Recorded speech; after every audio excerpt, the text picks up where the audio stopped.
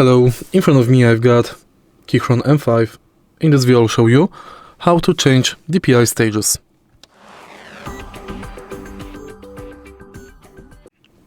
In the beginning, let's go to KEYCHRON Launcher app and next go to Pointer. Find levels and select DPI stage. You can select level 1, 2, 3, 4, 5.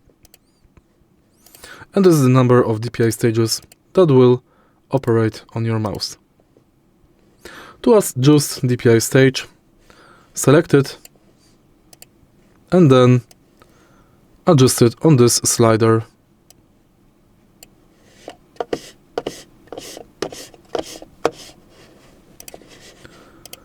Confirm and it's done. If you find this video helpful, please leave like, comment and subscribe.